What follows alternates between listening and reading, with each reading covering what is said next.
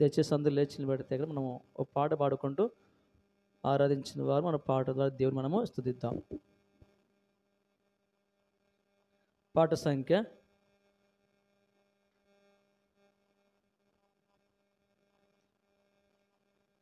123 కొత్త పుస్తకంలో, పాత పుస్తకంలో 121 ఆనందం ఆనందం ఆనందం అనే పాట పాడుకుంటూ దేవుని యొక్క నామాన్ని మయపరుచుకుందాం. కొత్త పుస్తకంలో 123, పాత పుస్తకంలో 121. ఆనందమానందమానందమే ఆనందమానందమే ఆనందమానందమానందమే ఆనందమానందమే నా ప్రియ యేసు గొప్ప రక్షణ నీవు సిలువలో బలియాయెన్. నా ప్రియ యేసు గొప్ప రక్షణ నీవు సిలువలో బలియాయెన్. ఆనందమానందమానందమే ఆనందమానందమే ఆనందమానందమానందమే ఆనందమానందమే నా ప్రియ యేసు పాప పడక నుండి నన్ను పైకి లేపెను. నా ప్రియ యేసు పాప పడక నుండి నన్ను పైకి లేపెను. ఆనందమానందమానందమే ఆనందమానందమే ఆనందమానందమానందమే ఆనందమానందమే నా ప్రియ యేసు తన రక్తములో ప్రేమతో నన్ను కడిగేను. నా ప్రియ యేసు తన రక్తములో ప్రేమతో నన్ను కడిగేను. ఆనందమానందమానందమే ఆనందమానందమే ఆనందమానందమానందమే ఆనందమానందమే నా ప్రియ యేసు బాప్తిస్మమున నన్నైక్యపరచెను. నా ప్రియ యేసు బాప్తిస్మమున నన్నైక్యపరచెను. ఆనందమానందమానందమే ఆనందమానందమే ఆనందమానందమానందమే ఆనందమానందమే నా ప్రియ యేసు నీతి వస్త్రము నాకు ప్రీతితో తొడిగేను.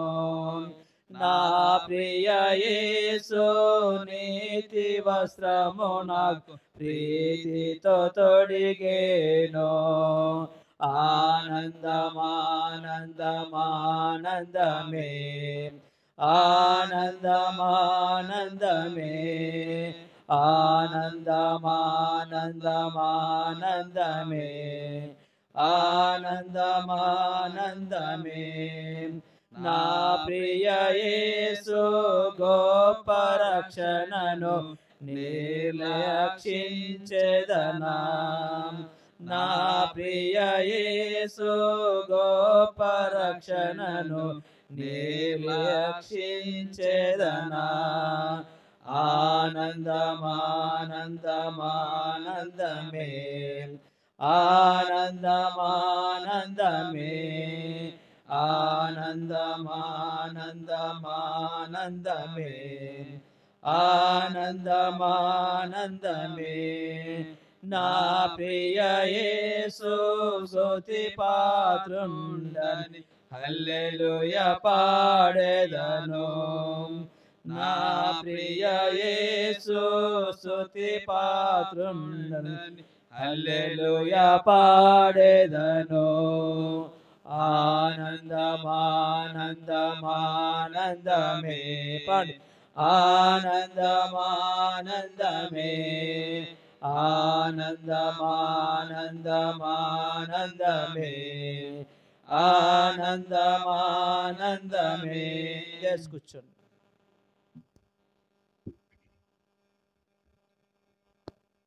బేబీ కోర్స్ పాట పాడదాం. పఠింప శ్రేష్ఠ గ్రంథము బైబుల్, పఠింప శ్రేష్ఠ గ్రంథము బైబుల్, అనుదినం పఠించిన ప్రేమతోడ నడుపును. ఓ పఠింప శ్రేష్ఠ గ్రంథము Bible, the best book read is the Bible, the best book to read is the Bible. If you read to every day, it will help all the way. Oh, the best book to read is the Bible. దేవుళ్ళ కొంతమంది Bible తెచ్చుకోవాలి, దయచేసి Bible తెచ్చుకోవాలా. దేవుని వాక్యం ధ్యానించుకుందాం. దేవుళ్ళరా, Hebrew రాష్ట్ర పత్రిక 9వ అధ్యాయం 14వ వచనం. హెబ్రీ పత్రిక 9వ అధ్యాయము 14వ వచనంలో వాక్యంతో కలిసి చదువుకుందాం.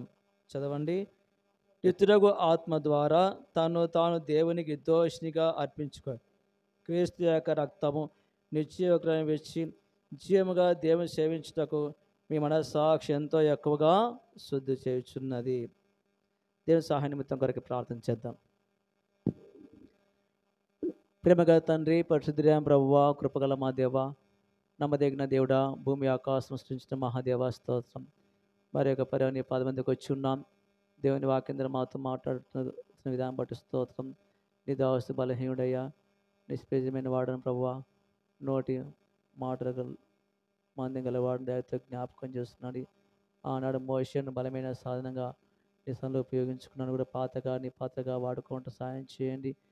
ఈ నూతన సంవత్సరం నూతన వాక్యం మాతో మాట్లాడుతుండగా నీ విలువైన మాటలతో మా హృదయం భద్రపరుచుకొని హృదయమైన పలక మీద రాసుకొని పరిశుద్ధుల గుంపులో ఉండి ప్రభువా నేను ఎంతో సేవించే విధంగా ప్రీతికరమైన జీవితం మాకు అందరికి దయచేస్తున్నందుకే వందం తెలియజేస్తున్నాం. ప్రభువా మీ క్షేమాభివృద్ధికరంగా సేవించావు తండ్రి. ఎంత గొప్ప దేవుడవు నైనా.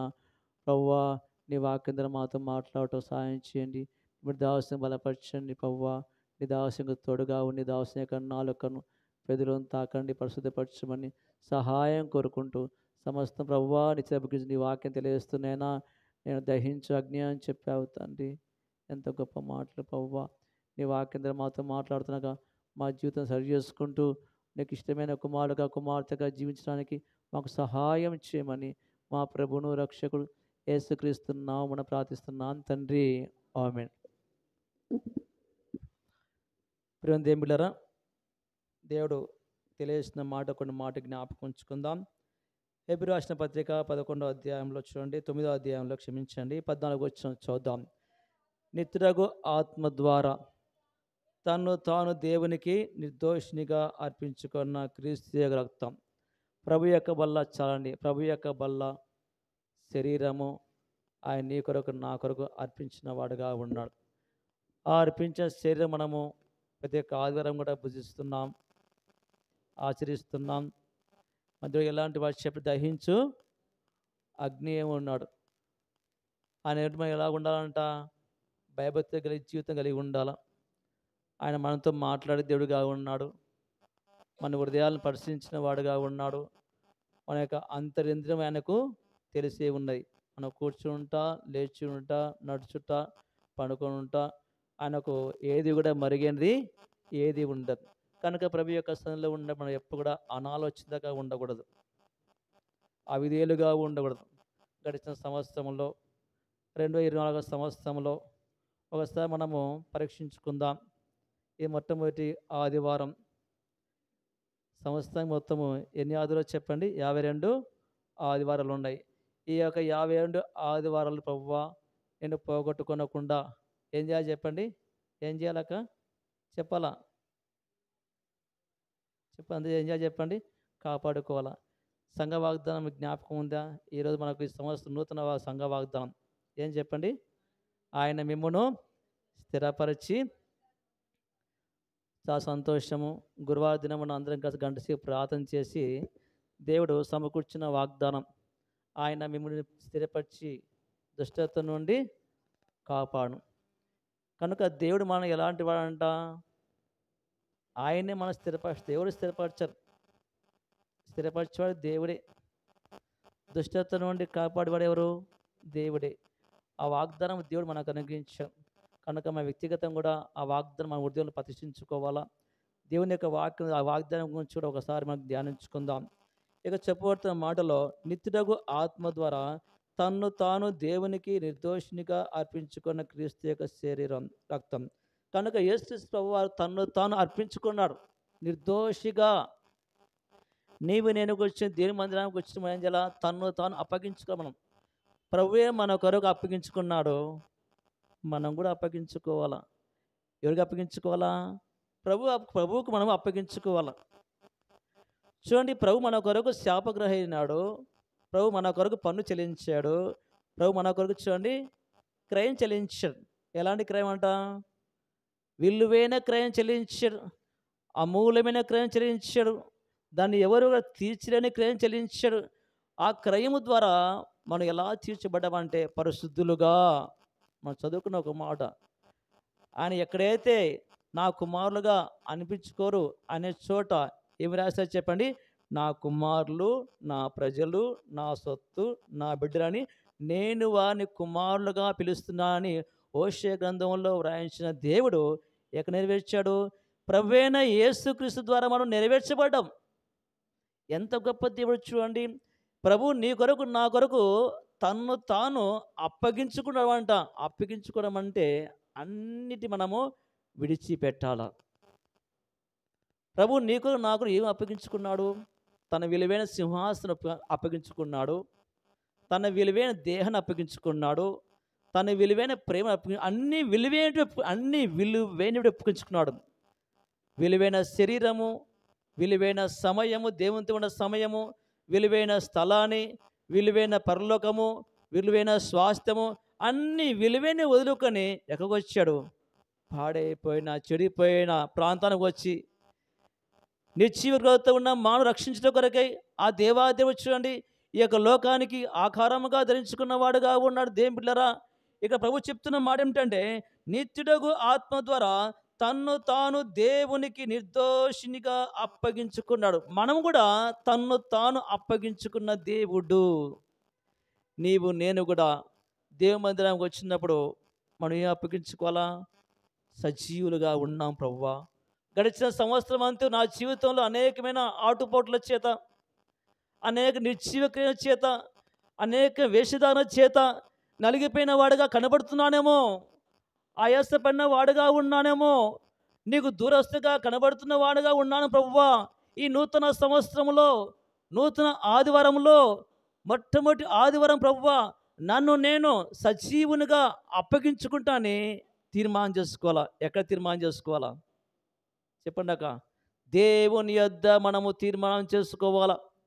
ఎందుకంటే ఆయన మాట ఇచ్చిన వాడు ఆయనే, మాట నెరవేర్చేవాడు ఆయనే. కనుక ప్రేమ దేవుడిరా, ఈ మధ్యాహ్న కాల సమయంలో ప్రభు నీ కొరకు నా కొరకు తన సజీవమైన శరీరం అర్పించిన వాడుగా ఉన్నాడు. అంత మాత్రమే కాకుండా చూడండి, దేవునికి నిర్దోషినిగా అప్పగించుకున్నవాడు, నిర్దోషిగా, పాపము లేనివాడుగా, నిష్కలంకముగా. అందుకే హెబ్రీ రాసిన పత్రిక మార్చబడుతుంది. ఆయన పవిత్రుడును నిష్కలంకమును, పవిత్రుడు నిష్కలమును పాపుల్లో చేరక. అదే అధ్యాయం చూడండి, 7వ అధ్యాయంలో 26వ వచనం చదువుతాం. పవిత్రుడును నిర్దోషియు నిష్కలమిషుడును పాపులలో చేరక ప్రత్యేకముగా ఉన్నవాడును ఆకాశ మండలము కంటే మిక్కిలి అచ్చైన వాడైన ఇట్టి ప్రధాన యాజకుడు మనకు తగినవాడు, సరిపోయినవాడు, సరి తూగినవాడు. ఎందుకు? తక్కడిలో ఆయన తూగినవాడు. ఎవరు కూడా తూగలేడు.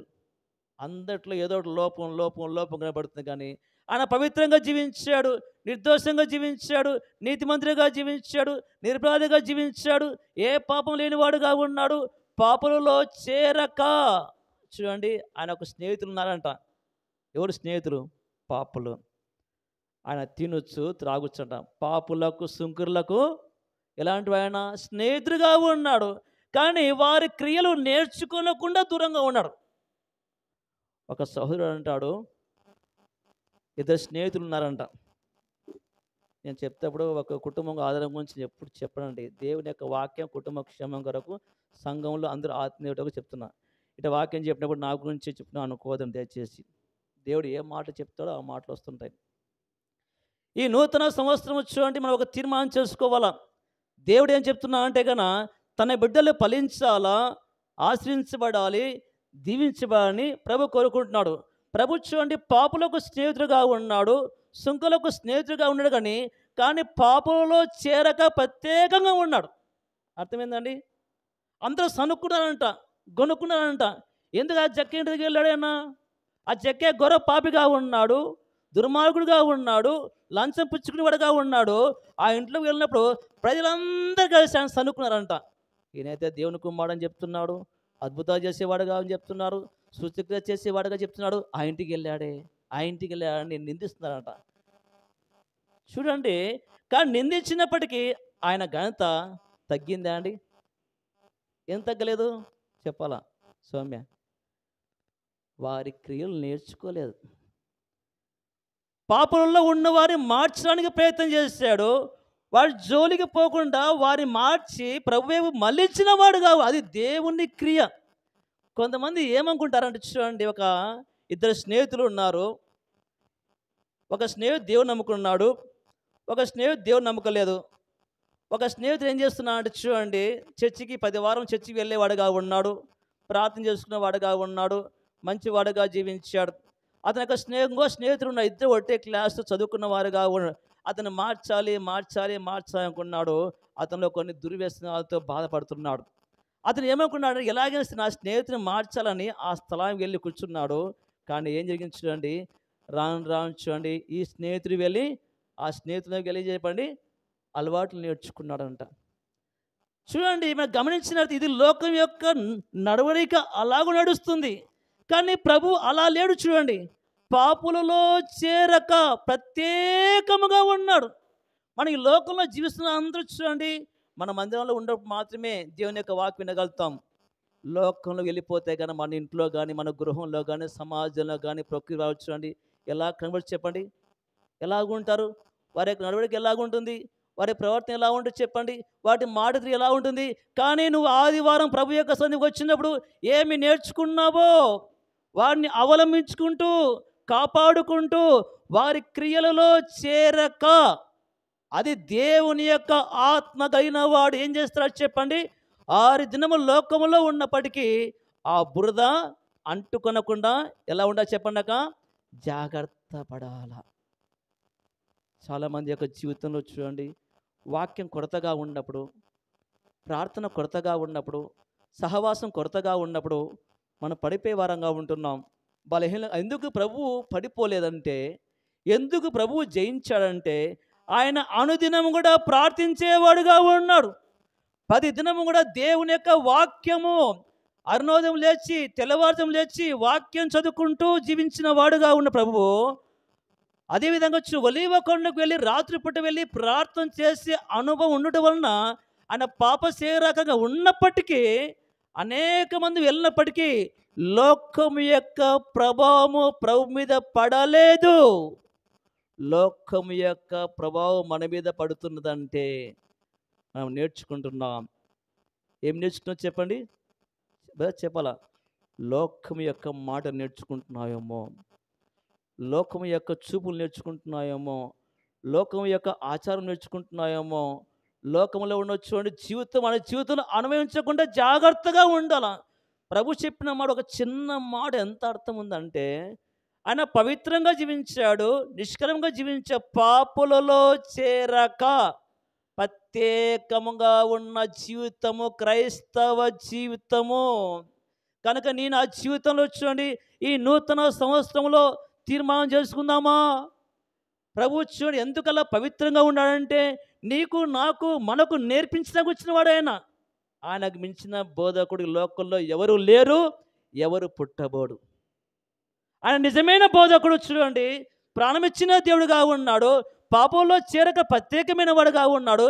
మనం ఎలాగ జీవించాలో, ఎలాగ బతకాలో ఆయన జీవితం చూడండి మన హృదయంలో ప్రతిష్ఠించుకోవాలా.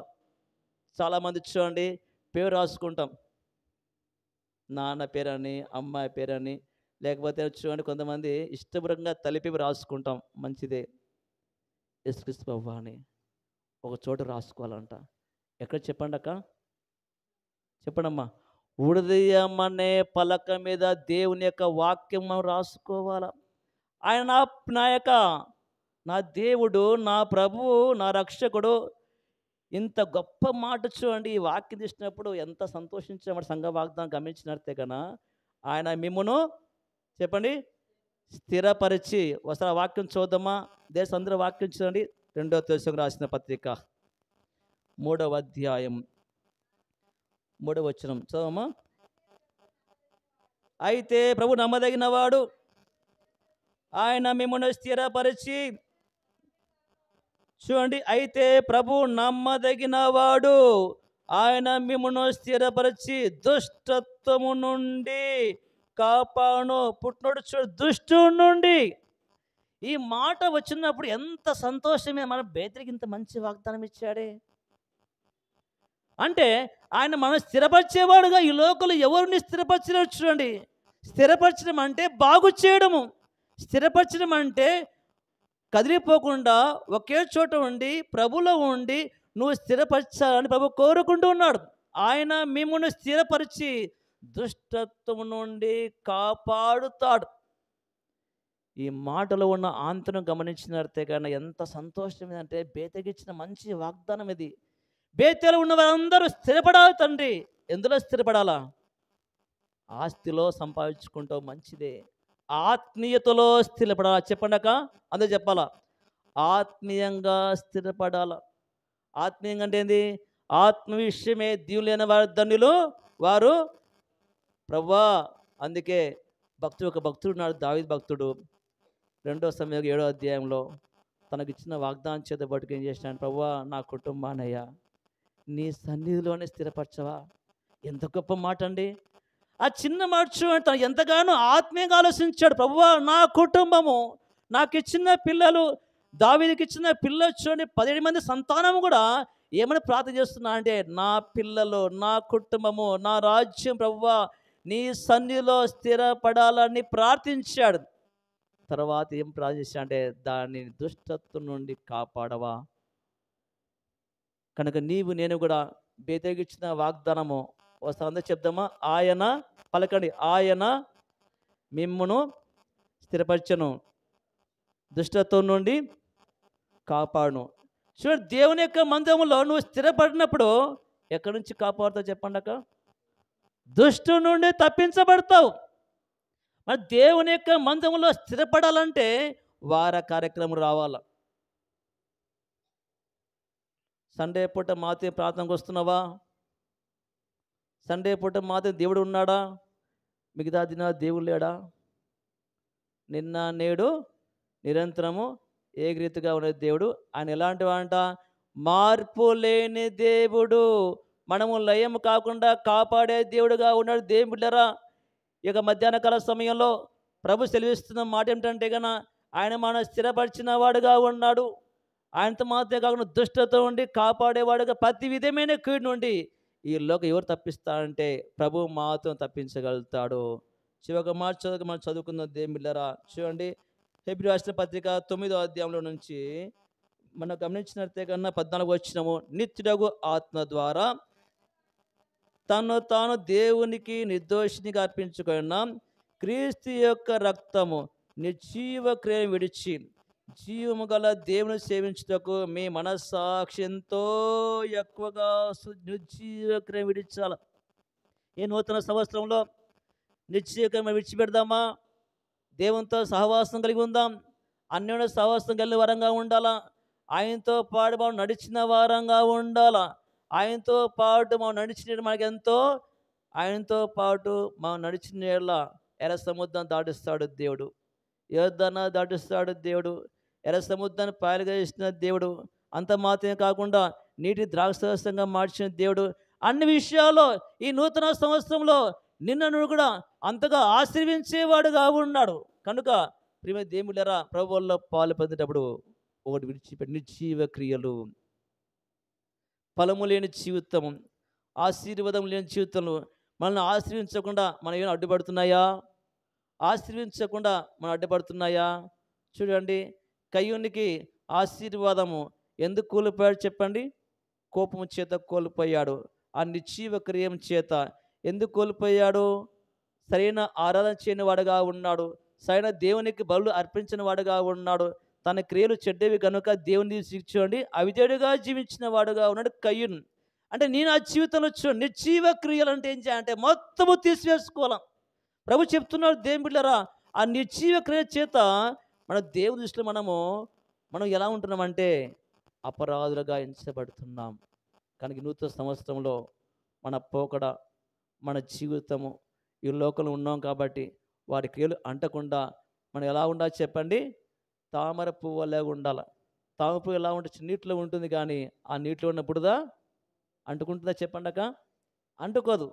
అది ఆ నీటి బుడదలో ఉంచి పువ్వు చూస్తే ఎంత అందంగా కనబడుతుందో, నీటిలో ఉంటుంది కానీ ఆ బుడద అంటుకొనకుండా నీటి మీద తామర పువ్వులాగా మనం కూడా లోకం ఉన్నప్పటికీ మనం వాటితో జీవించకుండా, వాటి యొక్క అలవాటుతో ఉండకుండా తీర్మానం చేసుకుందాం.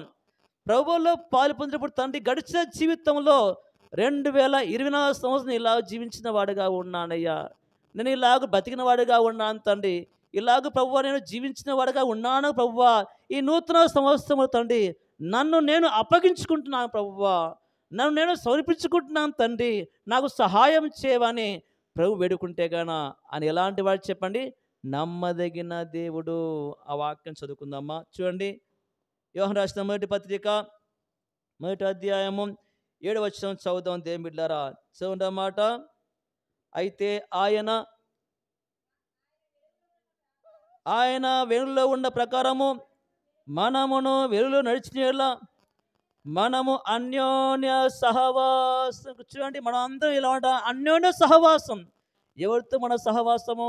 ఆయన కుమారుడైనా మన తండ్రి అయిన దేవునితోనూ, ఆయన కుమారుడైన యేసుక్రీస్తుతో మన గొప్ప సహవాసం. ఈ సహవాసము ఈ లోకములో ఎవరికి లేదు.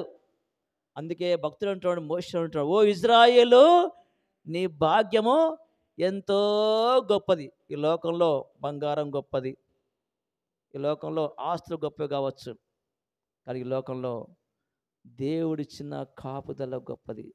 దేవుడిచ్చిన గొప్ప పేరు, ఓ ఇజ్రాయేలు, ఓ క్రైస్తవుడా, ఓ నా కుమారుడా, ఓ నా కుమార్తె అని పిలిపించుకోండి. ఎంత గొప్ప భాగ్యము.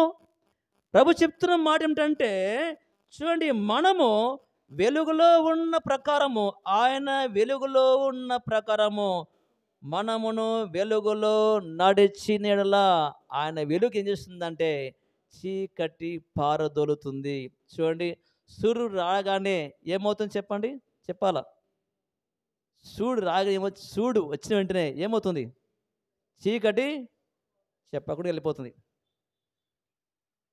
సూర్యుడు ఉదయించగానే చీకటంతా పోయి వెలుతురు వచ్చేస్తుంది.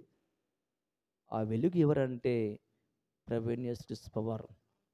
నీవు నేను చీకట్లో ఉన్నాం, అంధకారంలో ఉన్నాం, ఒక్క జన్మ జీవించిన వారంగా ఉన్నాము, లోకం యొక్క అర్యాస జీవించిన వారంగా ఉన్నాం, దేవునికి దూరస్తుగా ఉన్నప్పుడు ప్రభు నిజమైన వెలుగుగా వచ్చి నిన్ను వెలిగించడానికి వచ్చిన వాడుగా ఉన్నాడు. నీలో ఉదయించాలని కోరుకున్నాడు. నాలో ఉన్న చీకటి పారదొలిసి నీతిస్తుడు ఉదయింపజేసిన వాడుగా ఉన్నాడు. ఎంత గొప్ప దేవుడు దేవుని బిడ్డలారా. ఆయన వెలుగైన దేవుడు. మనము కూడా వెలుగులో నడిచినప్పుడు ఏమవుతుంది చెప్పండి? అన్యోన్య సహవాసం. మనం ఎవరికైనా వివాహం చేయాలంటే కన్నా కొన్ని హాస్పిటల్ చూస్తాం కదా, MBBS doctor MBBS doctor brother, MBBS doctor sister, ఇద్దరు కలిసి అదే కేటగిరీ. అర్థమవుతుందండి? ఎందుకు అలాగా? డాక్టర్ వివాహం చేయించబడతారు. వాళ్ళ యొక్క స్థితి ఉంటుంది, వాళ్ళ యొక్క ఇద్దరు కూడా అన్యోన్యంగా జీవించగలుగుతాను.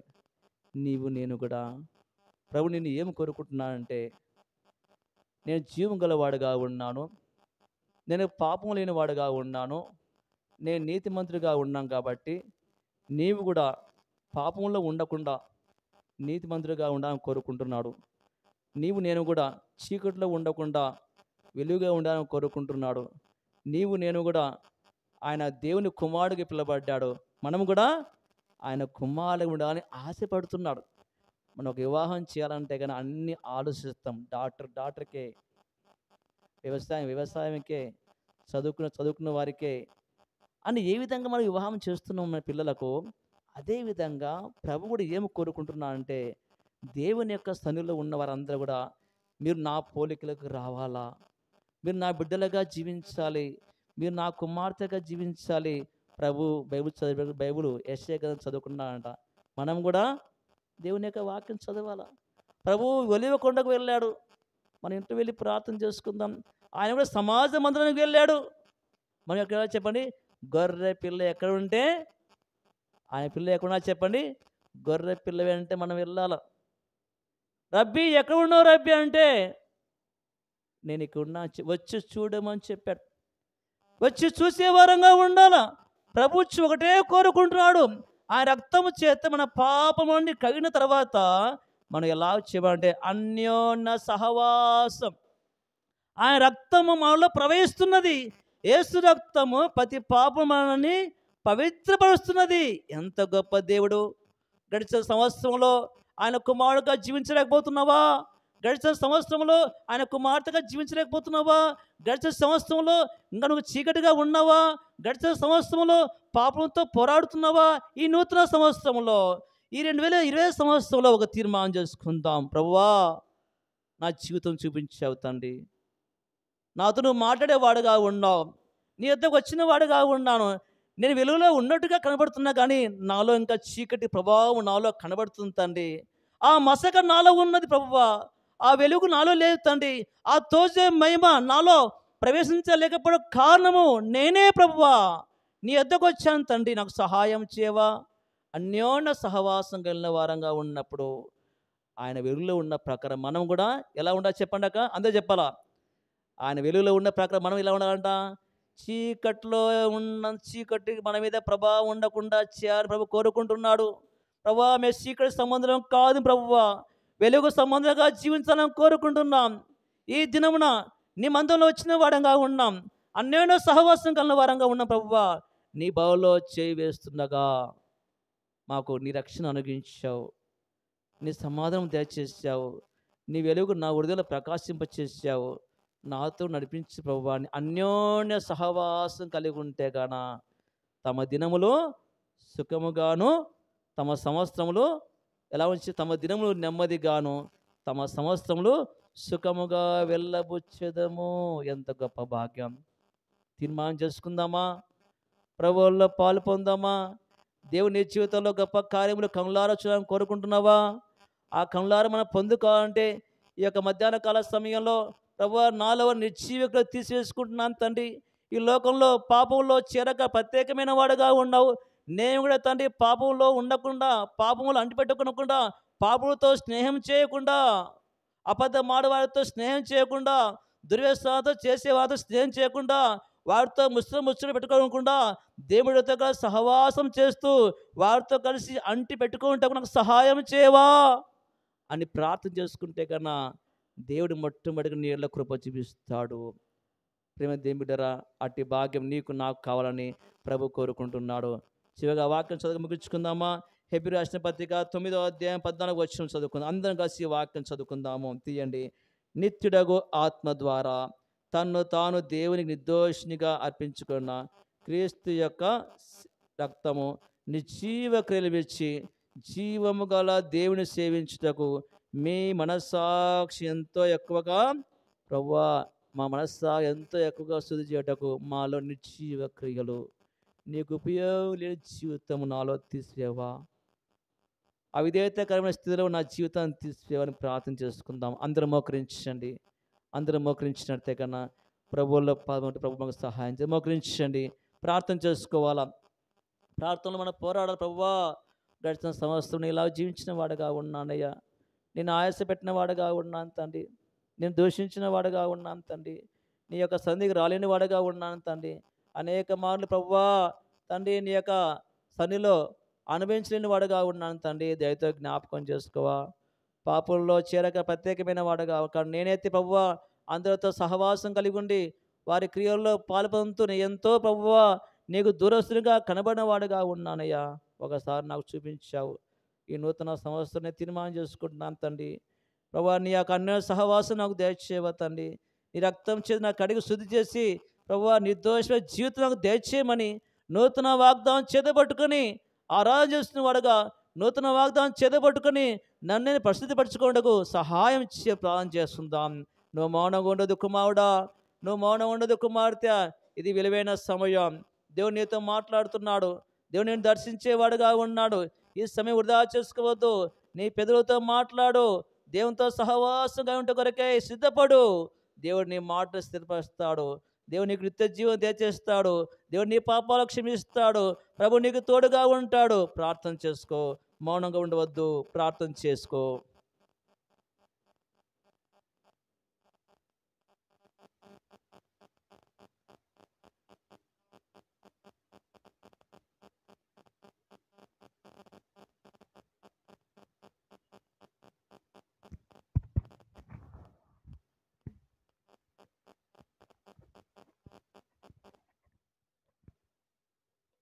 ప్రభు యొక్క శరీర నిమిత్తం ప్రార్థన చేద్దాం. ప్రభు వాళ్ళు అందించే దేశం ముందుకు రండి. అబ్రహామున నరసింహన్న దేశం ముందు కూర్చోండి. ప్రేమగా తండ్రి, పరిశుద్ధ ప్రభువా, కృపగల మా దేవ, నమ్మదగిన దేవుడా, భూమి ఆకాశం సృష్టించిన మహాదేవ స్తోత్రం తెలియజేస్తున్నాం. ప్రియమైన దేవుడవు, నమ్మకమైన దేవుడు, మా ఇంట్లో తీసుకొచ్చిన లేఖను బాగా మట్టి స్తోత్రం ప్రభువా. నిత్యుడు ఆత్మ ద్వారా తను తాను అప్పించుకున్న నిర్దోషమైన గొర్రెపిల్ల క్రీస్తు రక్తంతో మా పాపలను క్షమించబడాయి. మాలో నిత్యక్రియాన్ని తీసివేసిన వాడుగా ఎంతో గొప్ప దేవుడు అవుతండి. ఈ నూతన సంవత్సరంలో మమ్మల్ని అప్పగించుకోవడానికి మందడానికి వచ్చిన వాడుగా ఉన్నాం. మమ్మల్ని పవిత్రపరిచే గొప్ప దేవుడుగా ఉన్నావు. నూతన ఆత్మ శుద్ధి చేసే దేవుడుగా ఉన్నావు. ప్రవ్వా నీతో సహవాసం ఉండే భాగ్యం ఇచ్చావు తండ్రి. అందం తెలియజేస్తున్నాం ప్రవ్వా. నూతన కాబట్టి ఆయన మేము స్థిరపరచును ప్రవ్వా. దుష్టతో ఉండి కాపాడిన వాడుగా ఉన్నావు. ఎంత గొప్ప దేవుడు తండ్రి. ప్రభువులో పాల్పొందుతుండగా మాకు సహాయం చేయమని, మా ప్రభు దేవుల్లో నడుచుకుంటకు, దేవి సృష్టించకు సహాయం చేయమని ఈ నామానికి మీరే మేము చేయించుకుని క్రీస్తు పెట్టి ప్రార్థిస్తున్నాం తండ్రి. ఆమెన్. ప్రభు వారు తాను చేయించి దాన్ని విరిచి, ఇది మీ కొరకే నా శరీరం సెలవిచ్చావు తండ్రి. ప్రభువుల్లో పాల్పొంది ప్రతి ఒక్క బిడ్డనైనా యోగ్యత పాల్పొంది ప్రభు నాతో ఈ మాట సందర్శించాను గుర్తెరికి విశిష్టకు సహాయం చేయమని క్రీస్తు చేస్తున్నామని ప్రార్థిస్తున్నాం తండ్రి. ఆమెన్.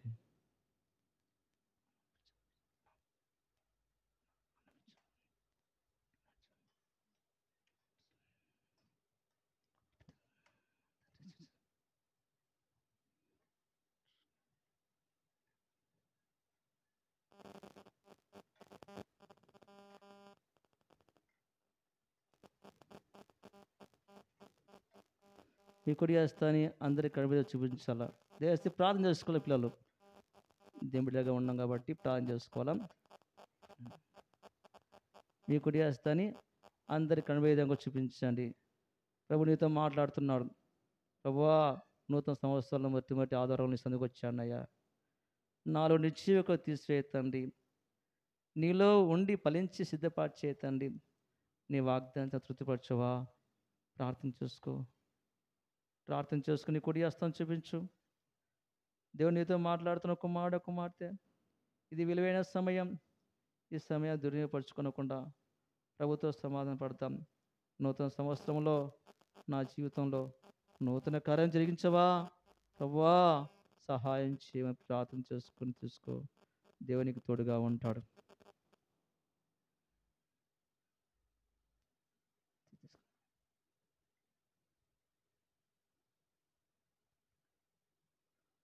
ఎవరైతే బాప్తిజం తీసుకున్నారో బాప్తిజం తీసుకున్న ప్రతి ఒక్కరు కూడా ప్రభు వల్ల పాలు పొందాలా. ప్రార్థన తీసుకొని దేవుడారా, దేవుని హస్తం చూస్తున్నాడు దేవుడు.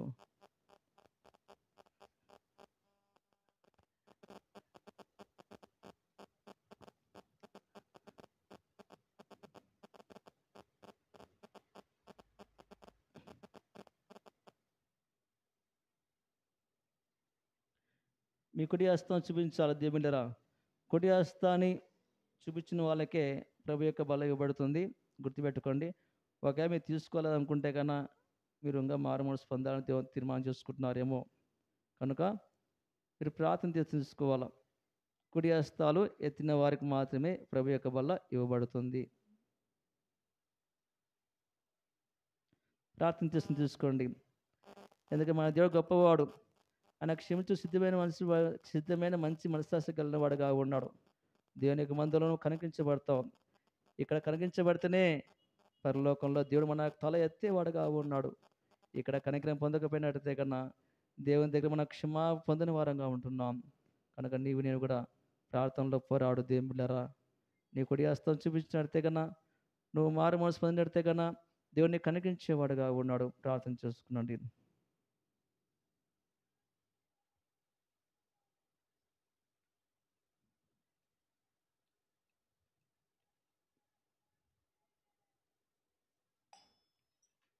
ప్రభు రక్తం గుర్తుగా ద్రాక్షరస నిమిత్తం ప్రార్థన చేద్దాం. ప్రేమగా తండ్రి, పరిశుద్ధ ప్రభువా, కృపగల మా దేవ, స్తోత్రం తండ్రి, వందనాలు తెలియజేస్తున్నాను తండ్రి. ఆ ప్రకారం బదిని బట్ట ఆయన పాత్రని ఎత్తుకొని ఈ పాత్ర నా రక్తం వల్ల నేను కొత్త నిబంధన శ్రీవిచ్చాం. ప్రభు రక్తంలో పాల్పొందుతున్న ప్రతి ఒక్క బిడ్డనైనా ప్రతిష్ఠించుకొని ఈ నిజమైన పాండ్యము ప్రభు నా కొరకు అర్పించిన నిబంధన రక్తం గుర్తేవుట అనేకుల కొరకు చిందించబడుతున్న నిబంధన రక్తం గుర్తేవుటకు సహాయం చేయతండి. ప్రభు గడిచిన సంవత్సరంలో గుర్తు ఎరగని జీవితంతో జీవించిన వాడగా కనబడుతున్నాను ప్రభువా. నా జీవితంలో వేషధార కనబడుతున్న తండ్రి. నా జీవితంలో మనసును సంతోషపెట్టేవాడిని అయితే గారా దేవునికి దాసుడుగా ఉండనేరని ప్రభువా. తండ్రి, మనసును సంతోషపెట్టిన వాడైతే నీ దృష్టికి నీ యోగుడిగా పిలబడనయ్యా. అలాంటి వేషధరణాలు ఉన్నదేమో దయతో క్షమించు. నేను నీకు దాసుడుగా ఉండాలని కోరుకుంటున్నాం ప్రభువా. నీకు సమీపస్తులుగా జీవించాలని కోరుకుంటున్నాం. నాతో మీరు ఉండండి అయ్యా. మా బలపరచండి, మమ్మల్ని స్థిరపరచండి, మమ్మల్ని కాపాడండి. మాలో ఉన్న అభితం తీసివేసి క్రీస్తు రక్తం ద్వారా మా మనస్సాక్షిని ఎంతో ఎక్కువగా శుద్ధి చేస్తున్నందుకే వందం తెలియజేస్తున్నాం. ఈ నూతన సంవత్సరంలో ప్రభువా, నూతన జీవనతో కలిగిన వారంగా ఉండి, నూతన హృదయం కలిగిన వారంగా ఉండి సేవించడానికి మమ్మల్ని సిద్ధపరచేయమని కొడుతూ ఈ బవుల్లో పాల్పొంది ప్రతి బిడ్డనైనా ప్రభు నా కొరకు నాకు అర్పించిన వాడుగా ఉన్నాడు. నన్ను మార్చిన దేవుడు నాతో మాట్లాడుతున్నాను గుర్తెరిగిన జీవితం కలిగిన వారంగా ఉండి ఈ లోకంలో జీవించే భాగ్యాన్ని మాకు అందరికి దయచేయమని, ఈ పాత్ర పరిశుద్ధపరచమని మా ప్రభువును రక్షకుడు యేసుక్రీస్తు నామమున ప్రార్థిస్తున్నాం తండ్రి. ఆమెన్. మీ కుడి హస్తాన్ని అందరికి కనబడే విధంగా చూపించండి. దేవుళ్ళారా, ఇంకా ఎవరైతే ప్రభు యొక్క బల్ల తీసుకోలేదో మీరు చేయెత్తినట్లయితే కన్నా సహోదరి మీదకు ప్రభు యొక్క చీరం తీసుకొని రాబడుతుంది. ఈ కుడి హస్తం అందరికి చూపించాలా. నీ రక్తమే నన్ను శుద్ధీకరించు, నీ రక్తమే నా బలము, నీ రక్తధారలేలా పాపికాశ్రాయ